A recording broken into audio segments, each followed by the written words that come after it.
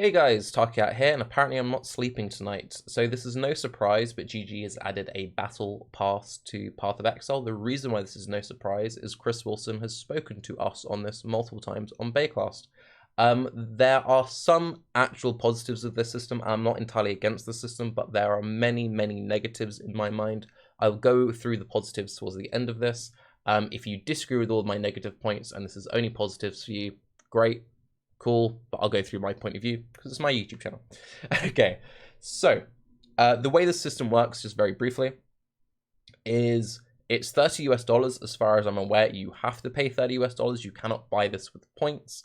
That's my first issue with the system. Secondly, this is something which is part of the game UI. This is no longer part of the shop UI. We already have a shop button. Put it in the shop. I really don't like the fact that we're seeing things leaving the shop going into the core game interface. I think this is very dangerous.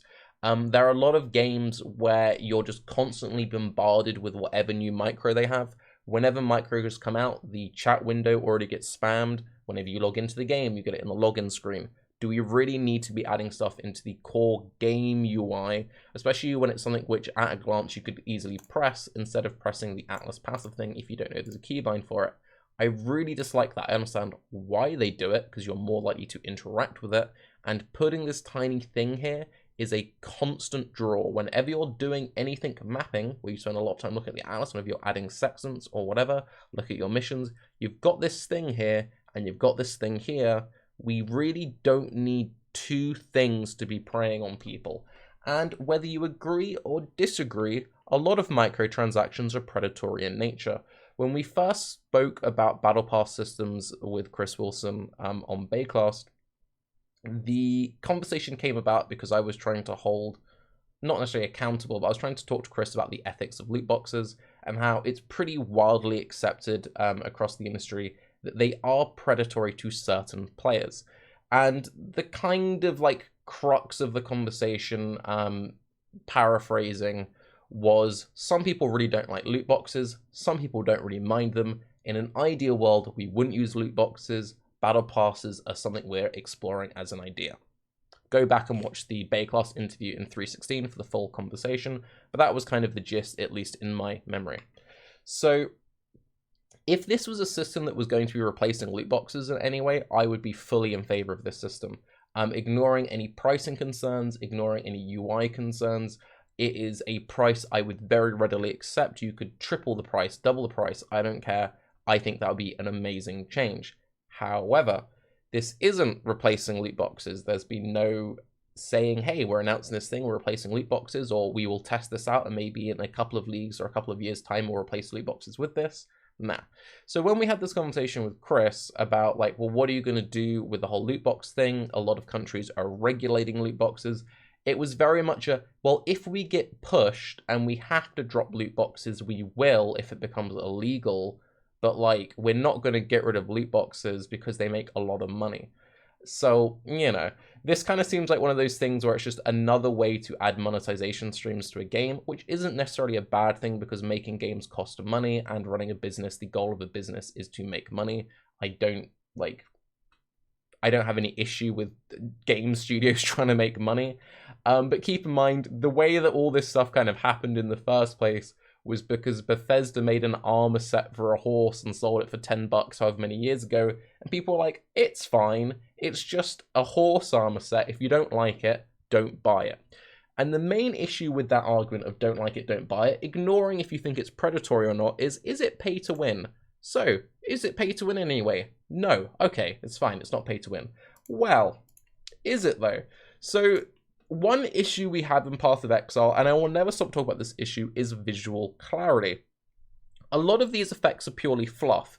One of my favorite effects, which is purely fluff, is the Malevolent Watcher's Eye. I'm not going to showcase it because I'm already advertising the system enough as it is, but basically it adds a fun little animation to your passive skill tree where you get a Watcher's Eye that like follows your cursor around. That doesn't make your build better in any way, it's just extra fluff if you have a Watcher's Eye and you have this thing purchased. If, for example, you have the Bottled Faith skin, you get a very clear, very obvious air effect on the floor, which gives you a powerful damage buff. Now, you could be like, but Tarke, I can see the base consecrated ground fine. Can you, though? Can you actually? So there's stuff like Delirium, Simulacrum, just lots of leagues stacked on top of other leagues. This new expansion is just how many leagues can we shove into one zone at once? This game suffers with visual clarity. We've had multiple cases where an MTX has come out and it's like this skill just performs better if you have this MTX. Either it's more readable, in which case you can play your build more efficiently. Divine Ire was a good example of that. Or it's a situation of you gain frames or you gain performance in some way. I actually think some of these will actually negatively impact your performance. The effect on the Headhunter, the effect on the Mjolnir specifically, like they could hurt your frames a lot. The Bottled Faith one seems arguably pay to win in the visual clarity. And funnily enough, so does arguably the Aegis Aurora effect.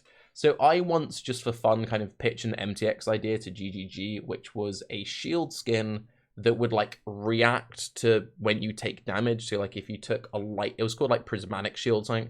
Like if you took a lightning hit, it would like flash blue. If you took a fire hit, it would flash red. And they were like, it could be kind of pay to win, right? Because like you're getting visual information on the damage type you're getting. And you can make the argument that, like, well, getting your shield flash blue every time you block, getting a very clear visual of, like, yo, you blocked this thing, if you're not having to run, like, a Tempest shield or whatever, is arguably pretty similar. Now, obviously, it's not as extreme as my example, where you could, at a glance, quite easily tell incoming elemental damage sources. But, like, why would that be pay to win? It would be pay to win because the visual clarity is terrible in PoE, and a lot of the time you don't know when something's hitting you what damage type it does. We're kind of getting lost in the waters a little bit, but you can kind of see my argument. I often play builds specifically because of their visuals, and more so not like, oh, it looks pretty, but more so I can actually see what's happening and what the enemies are doing. And stuff like this, genuinely, I would be able to play better if I had these. You can make a similar argument for the Celestial Dying Sun, depending on the build you're playing. In most builds, it's pretty obvious when the Dying Sun is active, because you've got more projectiles. If you shoot one fireball, you equip this, you now shoot 3 fireballs. It's pretty obvious you've got the Dying Sun on, right? But like, let's say you're playing a tornado shot build where you're already firing 1,000,000 projectiles, and a lot of these very specifically cater to endgame players, which I'll circle back to later. In that case, having a very clear like trail effect on your projectiles, on skills to fire a lot of projectiles like tornado shot or spark, yeah, arguably that's pretty strong because it means you know when your flasks are active. And it's kind of hard to know when your flasks are active because the current UI bar in PoE is trash. So arguably that is pay to win. Watcher's Eye, no issue with that. The Hands of the High Templar, no issue with that. I think it's cool. The Paradoxica, I think it's cool. You could make an argument because it's when you hit, being able to easily tell evasion, accuracy stuff, but we're kind of getting a bit murky on that one. Mjolnir, I think it's cool, but you're probably going to lose frames. The Headhunter thing I think is cool, you're probably going to lose frames. Okay, so now let's get into the main thing, which most people can kind of get behind, fear of missing out. They've very clearly, specifically targeted end game chase items for a very clear reason. If you're someone who uses these items every single league, you're clearly very invested in Path of Exile. You've probably been playing Path of Exile for a long time. There's a high chance, if you're someone who regularly has access to a Headhunter, that you've probably bought some supporter packs because, you know, you're pretty invested in PoE, you've got to have a lot of game knowledge to have access to a Headhunter, or you've got to have a pretty good credit card to RMT a Headhunter. So for one, you're more likely to purchase it. 2, most people, even if they will never have a Headhunter, love the idea of maybe one day having a Headhunter, and this is a timed exclusive visual. Right, so just because of that, there are a lot of people who would never normally care about getting like a timed loot box armor set that will eventually get added into the store, really want this. Like, oh, it's a supporter pack, it's only going to be here for 3 months, it's kind of a cool armor set, but there'll be other armor sets, it's fine. Will there be other alternate Headhunter effects? Probably not. Like, is every single league going to see a new battle pass with a new alternate Headhunter? Very unlikely. Maybe potentially after like 20 of these, if they run out of ideas, they might circle back round. But this is probably never happening again. So that alone will make a lot of people want to purchase this for that one reason. And it's all playing around fear of missing out, right? Kind of seems sort of like predatory. I don't know. Anyway, a lot of people don't think it's predatory, but fine. So messing with that stuff I really dislike. I dislike it for a lot of reasons. The core ethical argument, whatever. A lot of people don't agree with the ethics. Fine. It also really sucks for people who have temporary income issues. They might work seasonal. There are many reasons why you might not be able to spend $30 this month, but you could spend $30 2 months from now, or 3 months from now, or whatever. And imagine if you're someone who currently can't really afford this, but would like this in the future. And you're like, hey, well, that really sucks. Like, I could definitely afford this in a couple of months' time, but actually, right now, money's a bit tight. But this is something I can only ever get now, and it affects the Headhunter, which is like the ultimate chase item in Path of Exile. And for many people, their like main goal in Path of Exile is to get a Headhunter. Why are we messing with this? And then eventually, if they do get a Headhunter later down the line, but they haven't bought this skin, it could negatively affect their experience of having the Headhunter because they feel bad that they don't have the visual, and now this is affecting their gameplay. And I thought the whole point of this was microtransactions don't affect gameplay, but the whole reason why people like cosmetics in the first place is it's an act of self-expression because people like to express themselves, which is actually a positive effect of Anyway, that's the whole thing about cosmetics. Look, it sucks. Fear of missing out stuff really, really sucks. It is what it is. So let's get into some of the potential positives now that I've outlined my personal issues with it. Oh, actually, one more negative, sorry. There's this thing called the League Hat. There's already timed exclusive MTX that come out every single league. Why is that not part of this? Like, yeah. Anyway, so positives. Getting into the positives.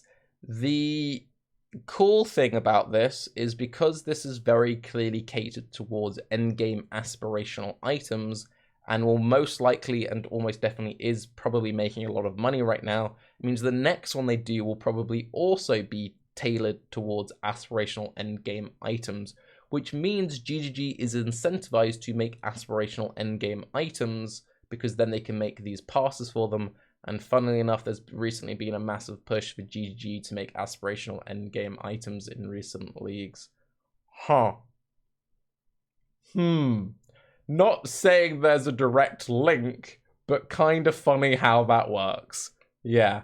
Also, the fact that this is more money for GGG, this is more money that can be pumped into future Path of Exile development. As someone who is very much committed to Path of Exile, obviously has a YouTube channel which is majority Path of Exile content, that is obviously a good thing. And finally, a lot of people don't care about any of the potential downsides of this, and they're just like, this is cool, fun visuals, my gameplay experience is better with these. Some players are just going to get more fun, and fun is good. So yeah. I'm Tarke, let me know what you think of this system. Have a good day. Bye-bye.